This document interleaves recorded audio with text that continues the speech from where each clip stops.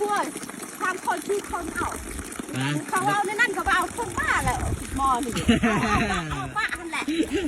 เอาได้แต่คนเดียวแล้วเนาะเอาคนเดียวเอาอยากใส่หั่นยาสูบยาสูบยาเส้นนะเส้น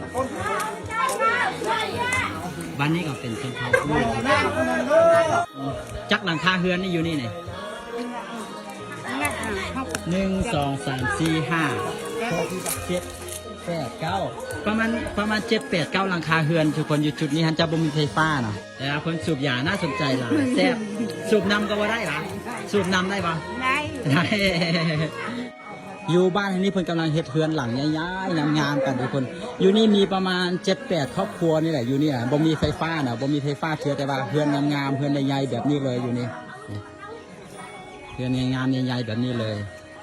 ไปตักน้ำเพิ่นจะตักน้ำอยู่นี่เนาะ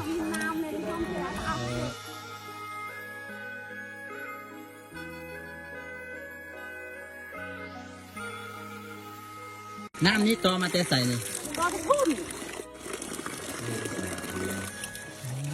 ตักน้ำต่อมาแต่ภูพุ่นเนาะอยู่นี่เพิ่นเฮ็ดไปให้ไปสวนมันมีเฮ็ดย่างมันมีเวียกฮัดมันแล้วแหละค่ะยูลาล่ายูลาล่ายูลาก็สบายเหรอเนาะสบายแล้วมีลูกจากคนอะไรเอาเนี่ยสอง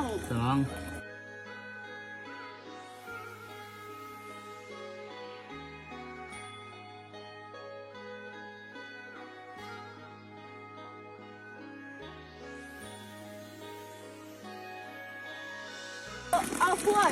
ทางคนที่คนเขาเอาในนั่นเขาเอาคนบ้าแหละมอนี่เอาบ้าอันแหละเอาได้แต่คนเดียวแล้วเนาะเอาคนเดียวเอาคนราคาผัวแล้วเอาแต่คนเลี้ยวแหละเมียถ้ามาเอาหลายคนนี่เขาว่าคนบ้าเหรอไม่นั่นแหละเป็นบ้านน้อยๆอยู่กลางภูเขานะทุกคนเป็นบ้านที่แบบทางไก่ซอกลี่อิหลีแต่ว่าดังที่ได้ว่าเนาะก็บ้านเฮือนก็ถือว่าโอเคเลยบ้านเฮือนเพิ่นอยู่จุดนี้นะ